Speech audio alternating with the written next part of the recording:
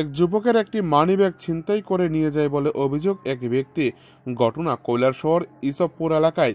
জানা যায়, পাখির বাবা এলাকার বাসিন্দা হায়দর আলী। পেশায় সে একজন নির্মাণ শ্রমিক।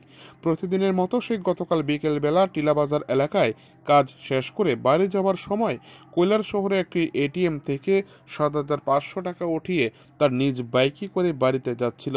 ইসবপুর এলাকায় যাবার পর সে প্রাকৃতিক কাজ করার সময় এক অজ্ঞাত পরিচয়ের ব্যক্তি এসে তার পকেট থেকে মানি ব্যাগটি ছিনতাই করে নিয়ে যায়।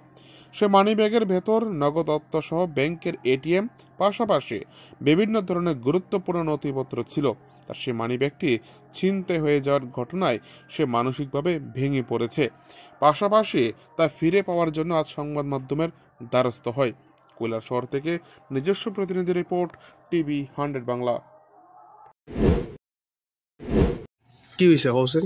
আমি কালকে গণেশ হোটেলের সামনে তাই এটিএম তাই টাকা কিছু তুলছিলাম, 7,500 মতো তুলিয়া আমার বাড়ি হচ্ছে পাখির বাজার। আমি ওইদিকে রওনা দিয়েছিলাম, ইসবপুর গেছি। যাওয়ার পরে এখানে দাঁড়াইয়া পেচ্ছাপ করাত লাগছিলাম। তারপরে সে জানি আইসে আইয়ার খালা মকুব বান্ধা ছিল রুমাল দিয়ে, খালা জেগে টুকে চিহ্ন আমার এখান থেকে টাকাটা লইছে। লইয়া যাওয়ার পথে আমি তারে জিজ্ঞাসা করলাম, খেয়ে তার আইসে না, গেছে কি। তারপরে তার পিছে কিছু সময় গেছি, যাওয়ার পরে তারে আর খুঁজিয়া পাইছি না। চিনি তারে আমি চিনি না। কত টাকা আসলো মানে বেগ? 7,500 মতো। আর কিছু আসলো নি? লগে আমার এটিএম কার্ড আছে, প্রায় 5টা এটিএম কার্ড আছে।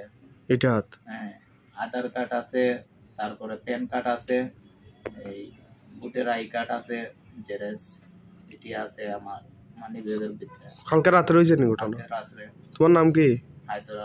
হায়দর আলী। বাড়ি পাখির বাজার। কি চাইতাছো এখন?